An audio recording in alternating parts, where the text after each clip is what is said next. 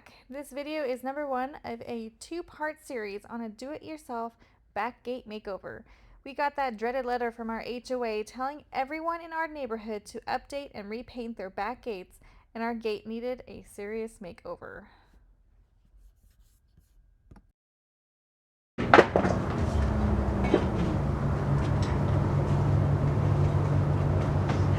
Thank you.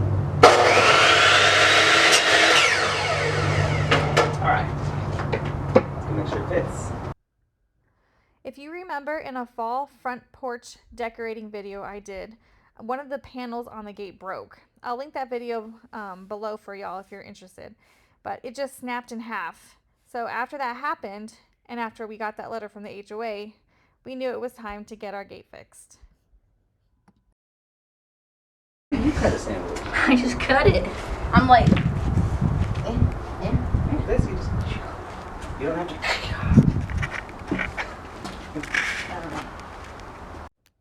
After Ben and Isaac discussed how to cut a sandwich, they started by cutting boards to the right size. They used 3/4 inch by 3.5 inch by 6 feet redwood fence posts and just cut the length down to fit the gate. We don't have a table saw, so they are working on the ground in our backyard with a little makeshift table and a makeshift jig for the saw. You gotta make do with what you have, right?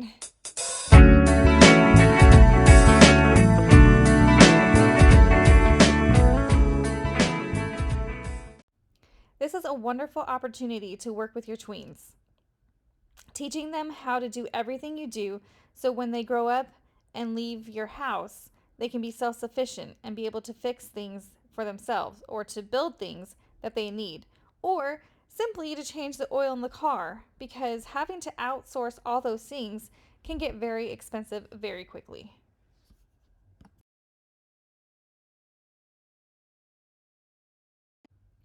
After all the boards were cut to the correct size, it was my turn to sand. I do not cut wood. I could if I really had to, but there would be a lot of wasted boards. I swear I would measure and cut a straight line, and it looks straight to me, but when it comes down to the stuff fitting, when I need to fit it in where it needs to go, I don't know what happens, it doesn't fit. So, Ben and I learned if we want peace in our marriage, it is best to leave the cutting to him. When it comes to sanding, I don't mind it, but sanding all of these boards were very time consuming. There were 32 altogether, so there were 16 boards for each gate. And the sandpaper kept breaking off the sander, which took up even more of my time. The sanding itself took me about a whole day to complete. But that's because later that same evening, I had to run the kids to jiu-jitsu, and I had to keep coming back and forth to it. So you'll start to see that the sun is going to start going down pretty soon.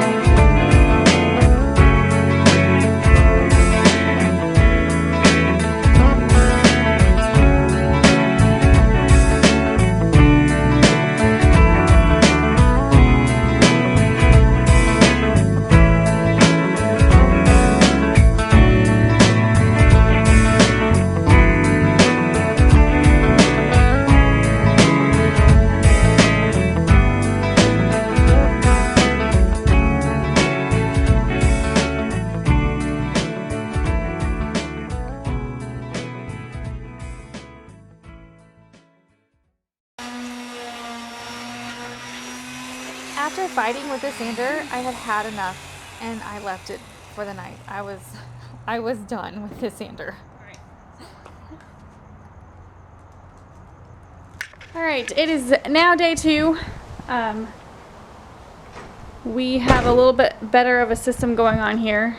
The small sander that I had wasn't working all that great, and the sandpaper kept coming off.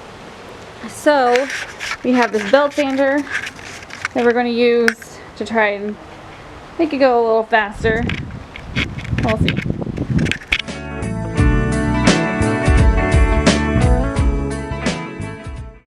All right, you want to try some? I think we have to flip it over.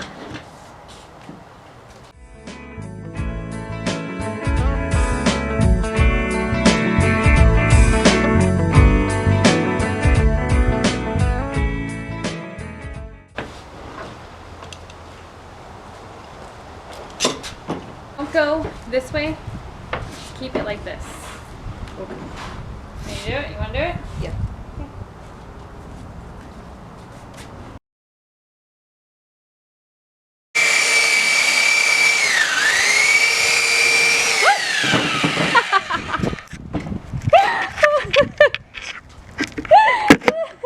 I just saw it sliding. Yeah.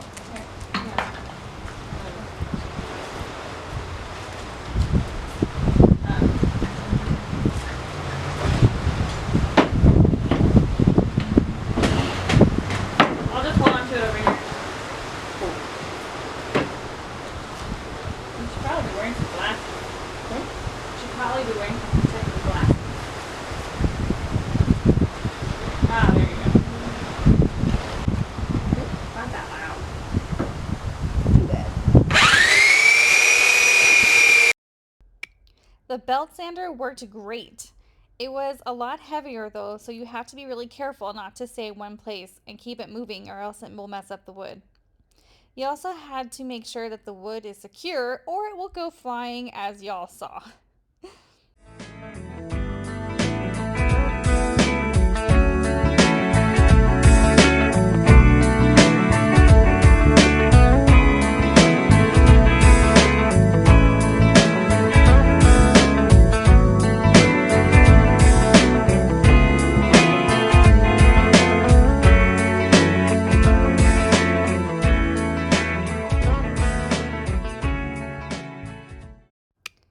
As far as sanding goes, we are not like sanding it smooth. We are just trying to take off all like the splinters. Getting the sides with the belt sander was a little difficult. So we just took a block of wood and wrapped some sandpaper over it and sanded the edges that way.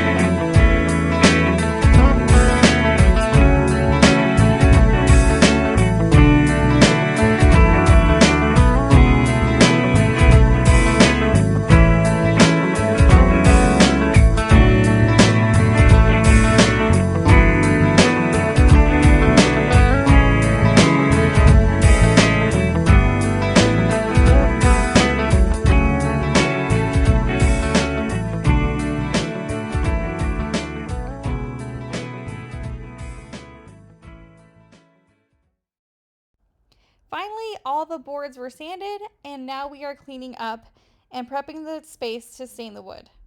But that is all for this video. I hope you all enjoyed it, and stay tuned for my next video where you will see the final product. Have a great week. Bye, y'all.